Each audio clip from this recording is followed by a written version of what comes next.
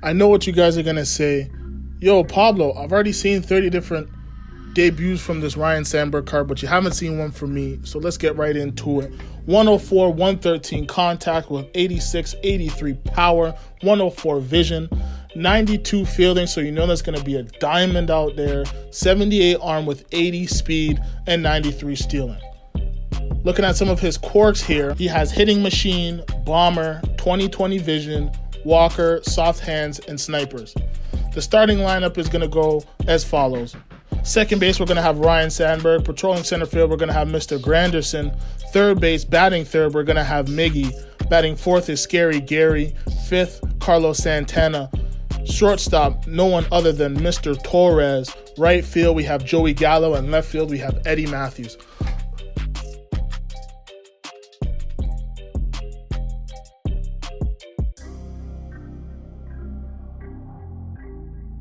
Looking like we're playing at Bayfront Park today on the road. Let me know, actually, by the way, how you guys like these new unis. That actually reminds me, we have a new home and away. But Ryne Sandberg steps in for his first at-bat and grounds out to the third baseman. I'm still trying to go for a player on his debut to hit a first-pitch home run, but we live to see another day. After Granderson gets on, I believe after a walk, Miggy grounds out into the inning-ending double play, ending off the first. No runs, no hits. Let's see what he does in his bottom of the half. Here's Ryne Sandberg stepping in now.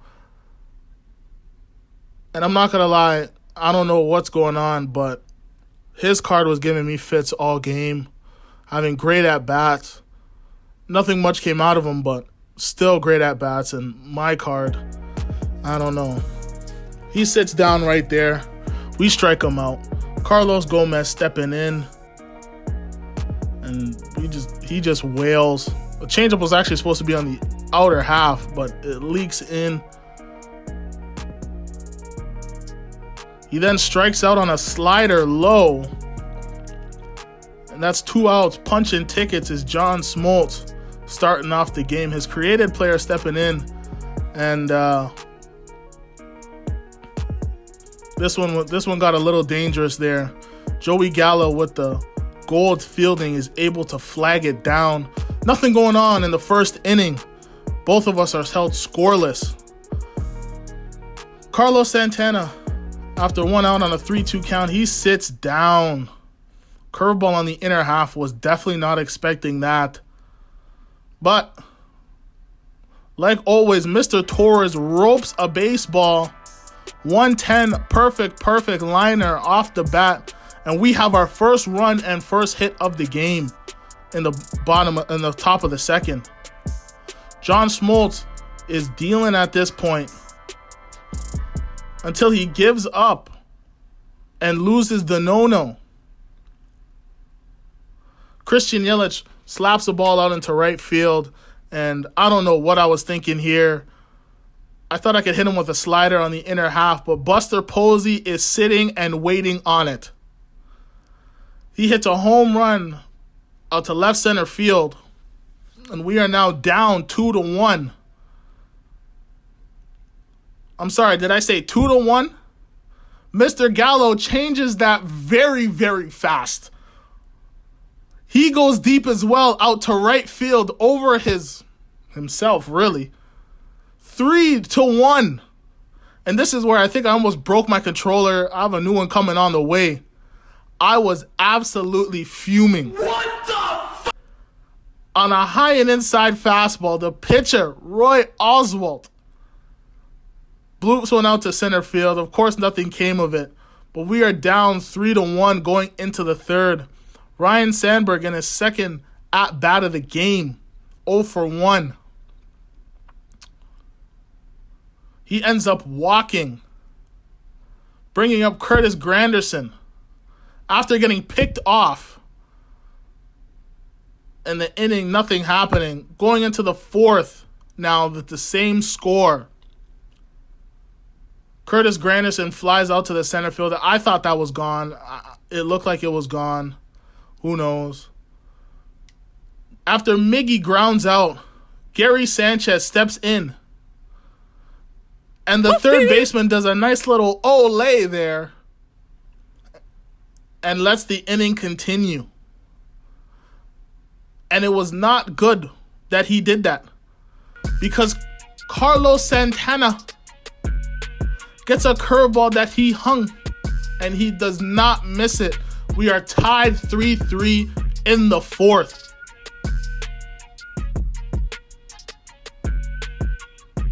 Here's Glayber Torres stepping in now. And he grounds out to his counterpart, shortstop, to lead off the bottom of the fourth.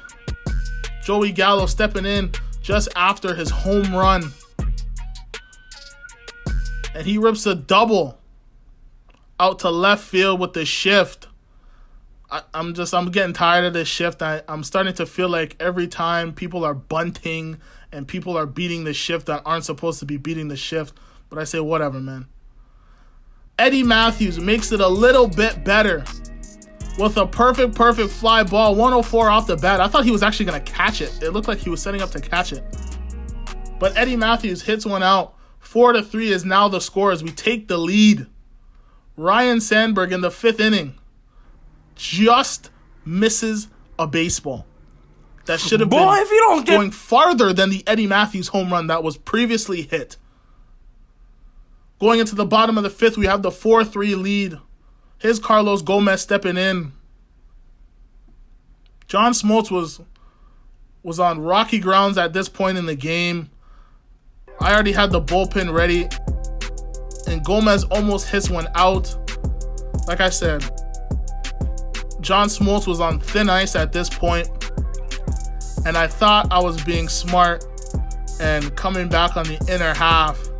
And his creative player says, no, let me go. And absolutely destroys a baseball.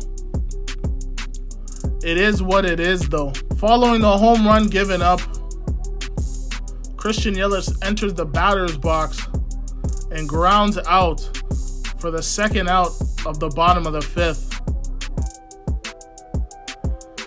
At this point, I'm almost done with this. John Smoltz. Willie Stargell has already got a hit earlier in the game, and he lines a ground ball to this second baseman, Ryne Sandberg. But we're able to get the out. 4-4 tied is the score going into the top of the sixth. Again, Curtis Granderson, we had to make a change. By the way, don't forget we have a Gavin Lux debut coming soon. Should be done by middle of this week. We had to make a change. This Curtis Granderson is just not cutting it in the 2 spot. Pops up to the center fielder. And at this point, my controller was in shambles. It was almost into 2 million pieces. I was tired of it. The way I was mashing the controller.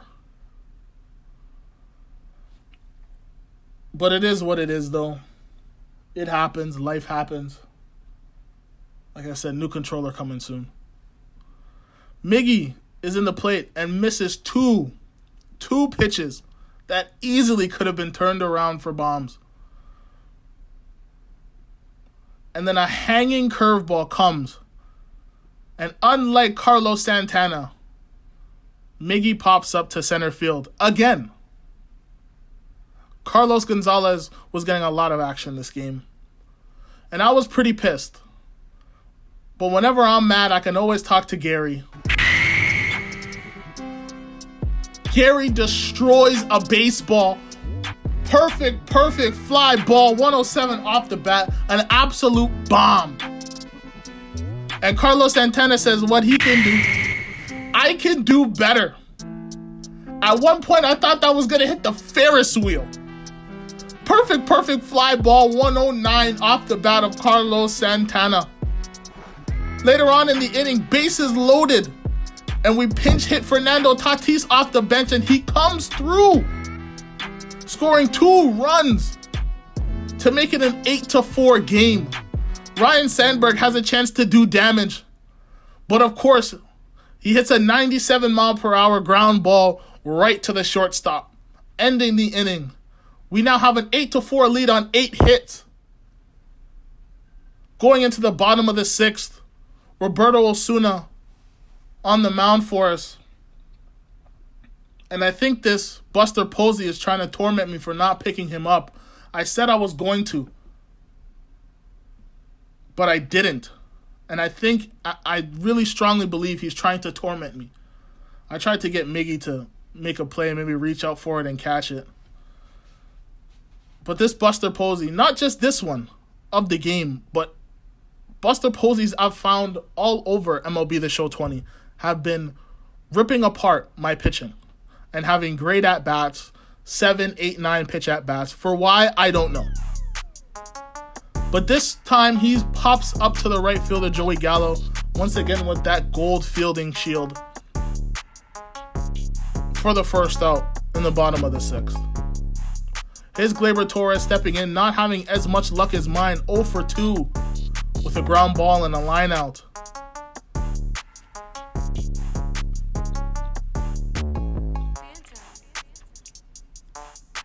And he gets his first hit of the game, a single out into center field.